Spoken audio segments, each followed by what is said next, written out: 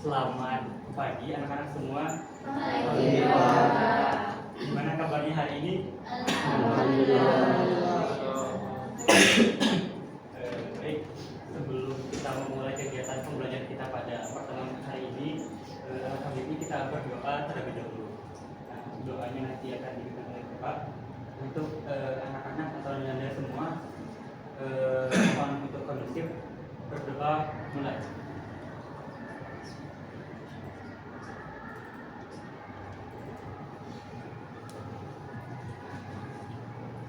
Berdoa selesai.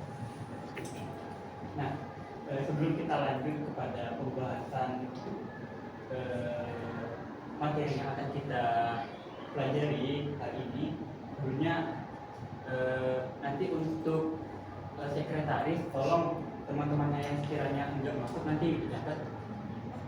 Terus simulasinya nanti dikasih ke Bapak ya.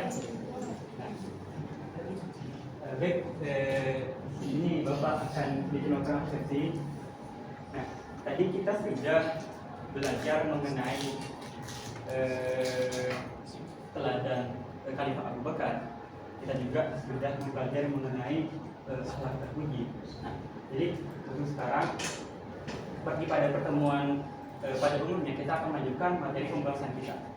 Nah, di sini anak-anak atau nada-nada semua kita akan membahas mengenai kurban. Nah, mendengar kata kurban, mungkin nada-nada atau anak-anak di sini sudah tidak asing lagi dengan kata kurban. Apa yang terbesit di pikiran anak-anak semua saat mendengar kata kurban? Sapi. Yang cowok? Kambing. Penyembelihan. Lebaran. Apalagi? Hah? Ibadah haji. Kupon. Idul Adha. Oke. Baik. Anak-anak Anda cukup benar apa yang dikatakan oleh anak-anak tadi. Semua itu ada kaitannya dengan ibadah kurban. Nah, di sini Bapak akan menjelaskan lebih lagi mengenai ibadah kurban ini. Nah, kita mulai dengan pengertian kurban. Apa sih itu kurban? Nah, kurban anak-anak secara bahasa berasal dari bahasa Arab qurba yang artinya dekat. Nah, dan dalam istilah fikih kata kurban ini sangat dekat sekali dengan kata al-udhiyah, yang mana al-udhiyah ini akar katanya dari kata al-adha yang artinya itu permulaan siang setelah matahari terbit. Dapat kita artikan sebagai waktu duha. Itu kalau secara bahasanya. Nah, untuk secara istilahnya, istilah al-udhiyah ini menurut syariat Islam adalah kegiatan menyembelih sesuatu berupa hewan ternak, baik itu unta, sapi, kambing maupun domba, yang dilakukan dengan tujuan mendekatkan diri kepada Allah Subhanahu wa taala, yang dilakukan pada hari raya Idul Adha dan juga hari tasyrik. Nah, jadi bisa Bapak simpulkan kurban ini adalah salah satu ibadah yang dilakukan oleh umat muslim, yaitu dengan cara menyembelih hewan yang telah ditetapkan di hari raya Idul Adha dan juga hari tasyrik dengan tujuan untuk mendekatkan diri kepada Allah Subhanahu wa taala. Nah, kita lanjut. Nah, selanjutnya mengenai hukum kurban.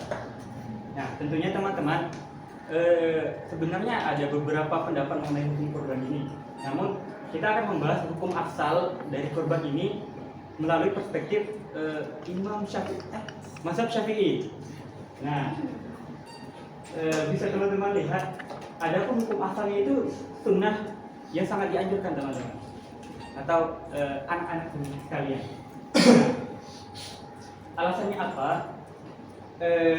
Di sebuah hadis yang diriwayatkan oleh Ummu Salamah, ini Bapak bacakan terjemahannya.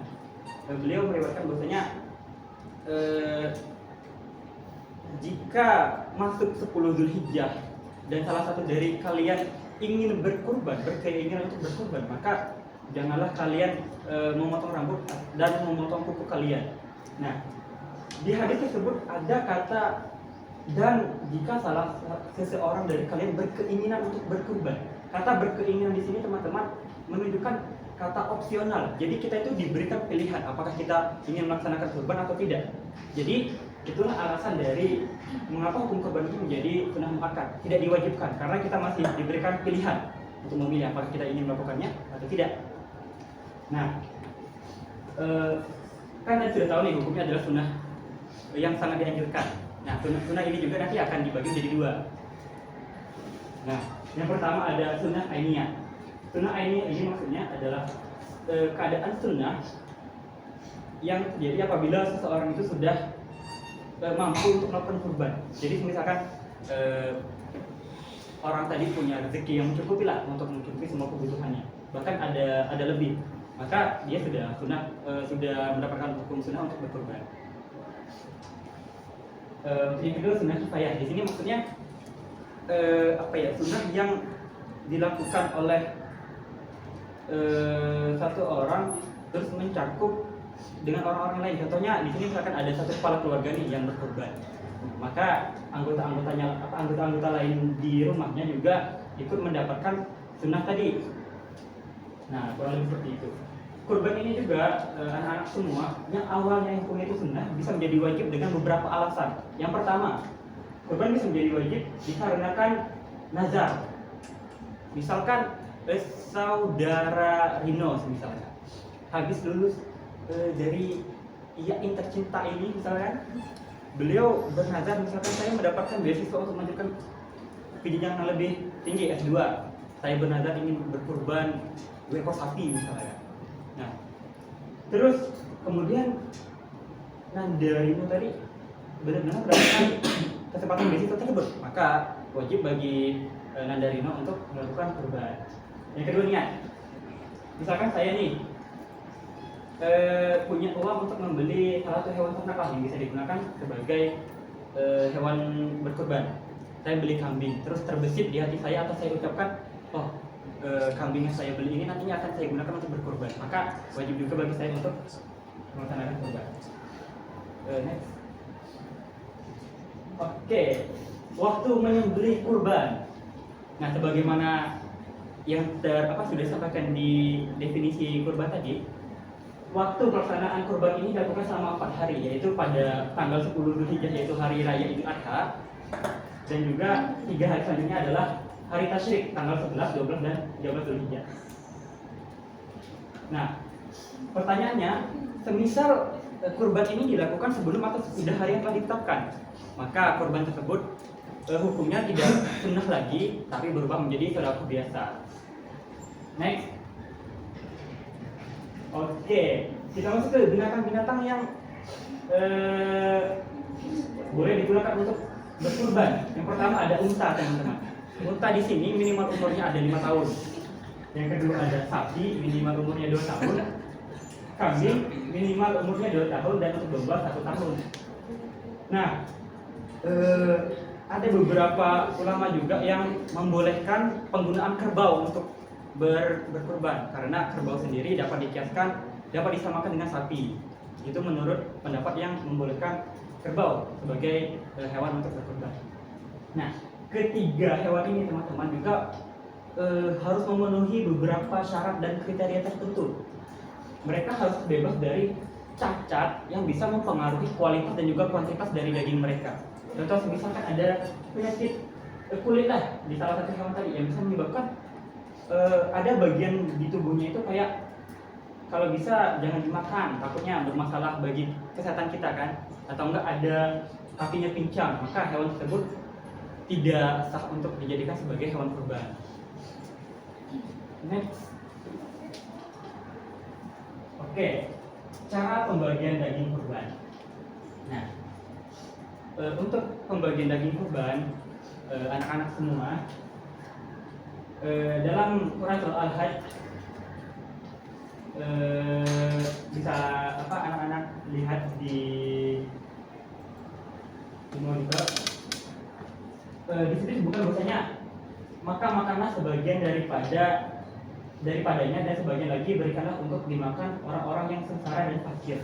Nah, maksud ayat di sini teman-teman, orang yang berkurban tentunya berhak dengan daging kurbannya. Namun sebagiannya nanti dibagikan kepada orang-orang yang apa ya, yang emang benar-benar krusial lah. Namun apakah boleh dibagikan dengan orang lain? Apakah boleh dibagikan kepada orang yang tidak sengsara ataupun fakir? Boleh-boleh saja. Namun untuk prioritasnya tetap orang-orang yang membutuhkan, seperti yang ada dijelaskan di PPT. Oke, selanjutnya. Oke, hikmah kurban. Hikmah kurban, teman-teman. Yang pertama, nah, berkurban ini teman-teman bisa melatih rasa syukur kita atas segala nikmat yang telah diberikan oleh Allah Subhanahu wa taala. Yang kedua, melatih keikhlasan dan juga pengorbanan kita.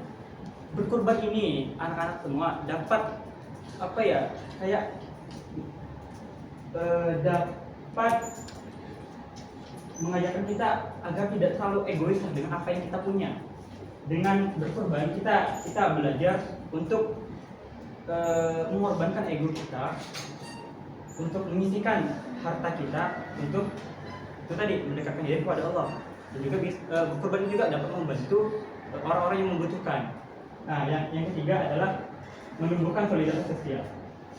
Daging kurban yang dibagikan kepada orang yang membutuhkan tentunya akan sangat membantu orang-orang yang memang membutuhkan tadi. Misalkan orang apa ya, di Idul Adha kan kebanyakan orang itu pasti berlomba-lomba untuk menghidangkan masakan lah. Nah, bagaimana dengan orang yang misalkan tidak bisa membeli alat-alat ataupun sesuatu lah untuk dimasak pada hari raya Idul Adha? Makanya bagi orang-orang yang memang belum punya apa ya, kesempatan untuk merayakan Idul Adha dengan masak-masak, akan sangat terbantu dengan bantuan ataupun tolong-menolong yang diakibatkan oleh kegiatan kurban ini. Oke, selanjutnya. Oke, baik, sekian dan terima kasih anak-anak semua. Untuk kata-katanya bisa anak-anak baca di situ. Sebijak-bijaknya kata-kata, tetap lebih bijak seseorang yang bisa mengimplementasikan setiap kalimat menjadi sebuah tindakan nyata. Dan akhirnya dia bisa tahu bahwa keberhasilan yang seterusnya ada pada kehidupan nyata, bukan di dunia maya. Mungkin untuk penjelasan materi dari Bapak cukup sekian. Kita akan masuk ke sesi evaluasi belajar. Saudara Happy buat ini. Siapa yang mau dulu? Oke. Boleh di klik yang klasik.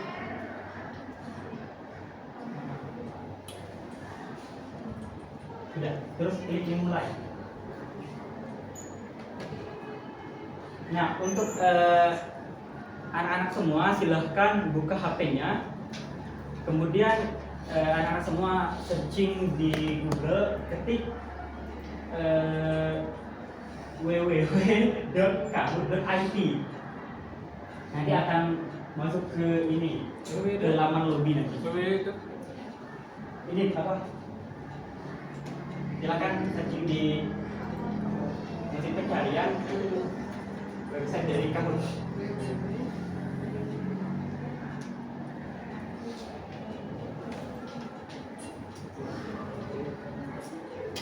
Nah, nanti teman-teman setelah bisa berhasil masuk, silakan untuk memasukkan PIN game yang sudah tertera.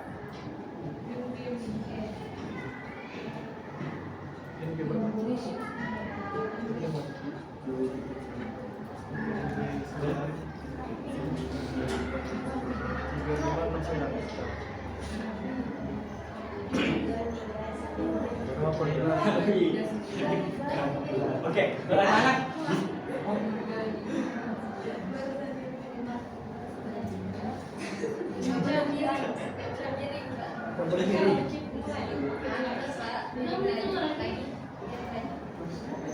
Dia mulai.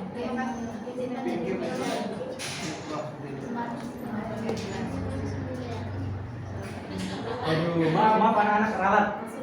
Apa namanya? Tadi ada kesalahan teknis. Nanti anak-anak login ulang ya. Nah, di sini anak-anak boleh berekspresi, berapa ya? Berekspresi lah untuk mengubah nickname teman-teman, tapi jangan sampai kayak misalkan Hanif bisa menggunakan nickname Hanif Shotgun misalkan. Tapi jangan sampai berubah total sampai guru tidak bisa mengetahui siapa yang bermain di sana. Pin game-nya. Pin game. Jadi ini semua lagi. Enggak masuk yang link sama. Pin game ini beda. Dari kita.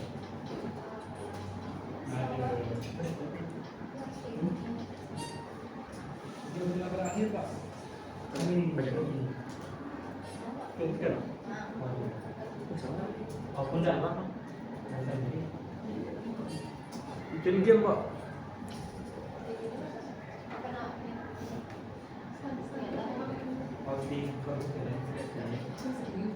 Pin game-nya, pin game. Sudah digerak. Aduh, maaf. Lagi ulang lagi ya, kali lagi. Aduh. Pin game-nya salah Pak. Apa pin game? Linknya belum Pak. Oh,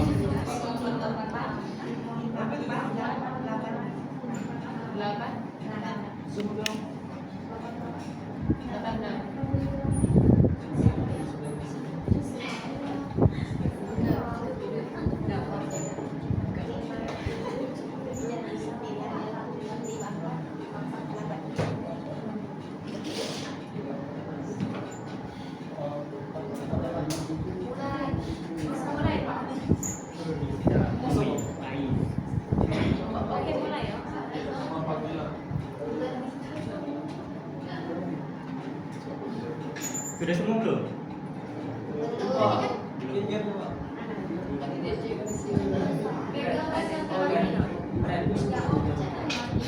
Wajib pakai nama asli Enggak, man kepencet, anulir dia.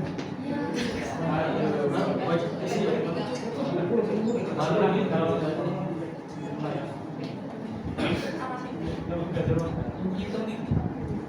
Langkah kerja. Oke, mulai. Sudah semua belum? Sudah. Ini masih hari tuh.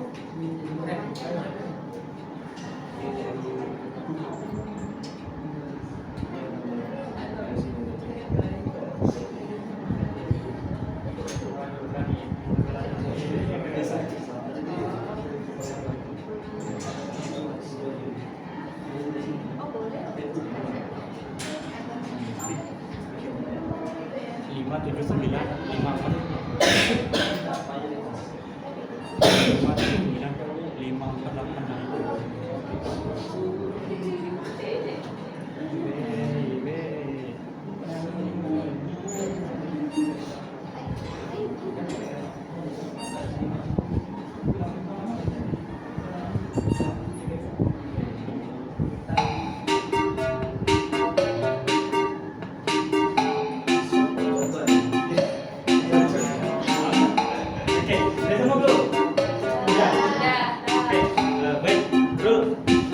5.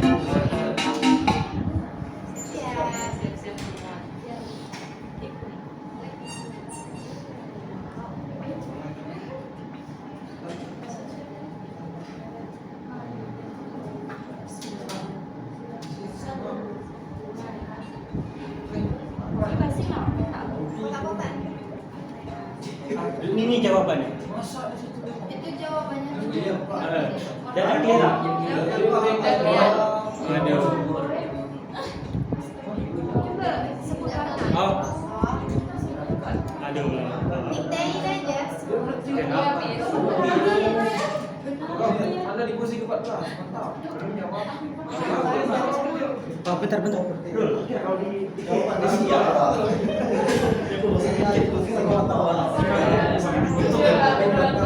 untuk nama benteng. Ada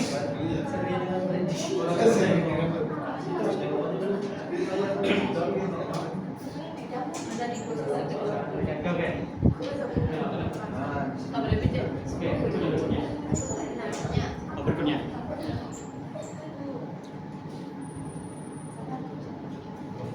Sama juga.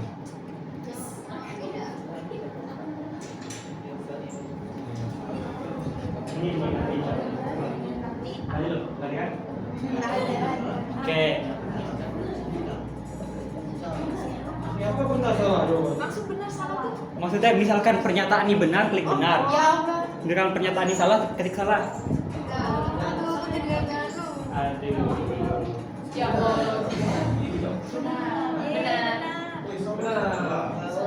Benar. Benar. Sudah. Oke, lanjut.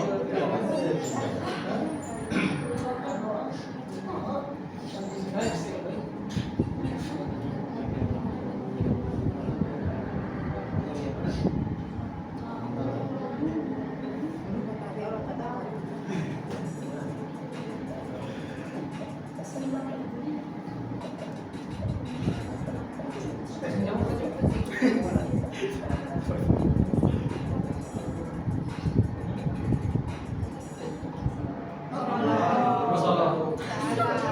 Salah.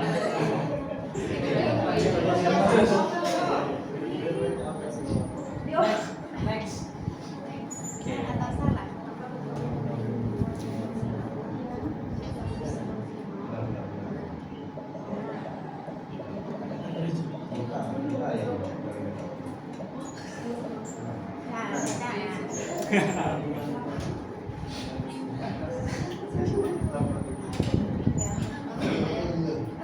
Oke.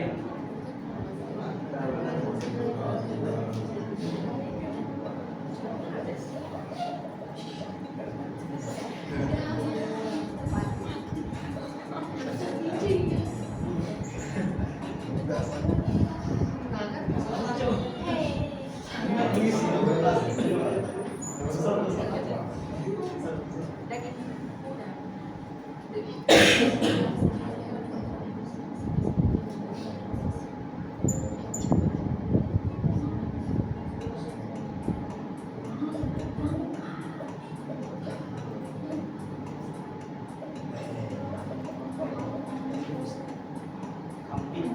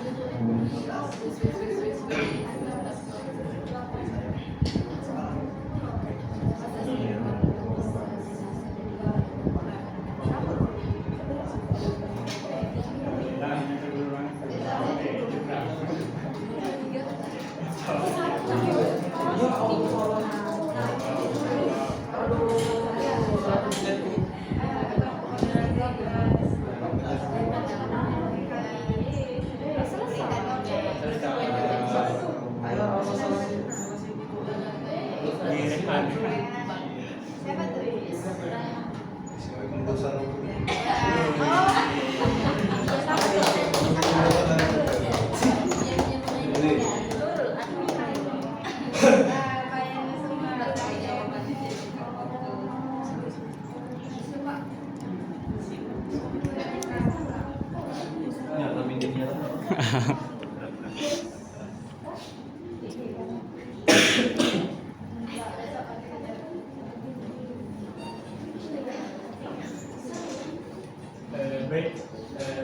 anak-anak semua mohon fokus dan perhatiannya dialihkan ke Bapak dulu. Nah,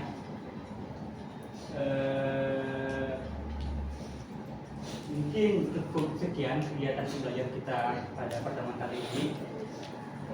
Semoga apa yang kita pelajari tadi bisa menjadi ilmu bermanfaat dan juga bisa diamalkanlah di kehidupan yang akan mendatang nantinya. Nah, di sini Bapak ingin memberikan tugas kepada anak-anak semua. Nanti tadi kan sudah dijelaskan nih, ada 3 bentuk hikmah dari ibadah kurban ini. Nantinya Bapak ingin anak-anak di rumah untuk menambahkan masing-masing setiap anak 2 hikmah apalagi yang bisa kita dapatkan dari ibadah kurban ini. Nah, sebelum Bapak tutup, Bapak ingin menyimpulkan terlebih dahulu materi yang kita pelajari pada pertemuan kali ini. Kurban tadi, anak-anak semua, artinya adalah sebuah bentuk ibadah dengan cara menyembelih hewan ternak berupa boleh unta, sapi, kambing maupun domba dengan kriteria tertentu. Nah, yang mana kita melakukan ibadah kurban ini tujuannya untuk mendekatkan diri kepada Allah Subhanahu wa taala dan juga untuk waktu pelaksanaannya dilakukan pada hari raya Idul Adha dan juga hari tasyrik. Nah, untuk hukumnya tadi adalah sunnah muakkad, namun akan bisa menjadi wajib dengan beberapa kondisi. Yang pertama tadi bisa disebabkan oleh nazar, yang kedua ada niat. Nah, untuk ukuran dari setiap binatang kurban, untuk unta 5 tahun minimal, sapi 2 tahun, kambing 2 tahun, dan untuk domba 1 tahun. Nah, untuk hikmah dari ibadah kurban ini tadi yang pertama, tentunya ibadah kurban merupakan salah satu tanda syukur kita kepada Allah Subhanahu wa taala. Nah, yang kedua, ibadah kurban ini juga bisa menepis ego kita, yang mana kebanyakan manusia itu kan kalau ada harta pengen dimakan sendiri saja. Nah, dengan berkurban kita bisa belajar untuk kita belajar bahwasanya apa yang kita punya ini sebenarnya berlipat, dan kita ada kewajiban untuk, bukan kewajiban sih, kita ada tugas untuk berkorban sebagai bentuk ketaatan kita kepada Allah Subhanahu wa taala. Nah, yang terakhir tadi, kurban ini bisa menumbuhkan nilai-nilai empati lah dan juga kepedulian sosial bagi kita semua manusia. Nah, mungkin cukup sekian. Anda semua, anak semua, Bapak akhiri misal ada salah kata maupun tidak tahu dari Bapak minta maaf. Semoga Anda semua bisa mendapat pelajaran lah dari kegiatan pembelajaran kita pada pertemuan kali ini. Bapak rasa cukup. Sekian, terima kasih. Wassalamualaikum warahmatullahi wabarakatuh. Waalaikumsalam warahmatullahi wabarakatuh. Duluan Anda semua.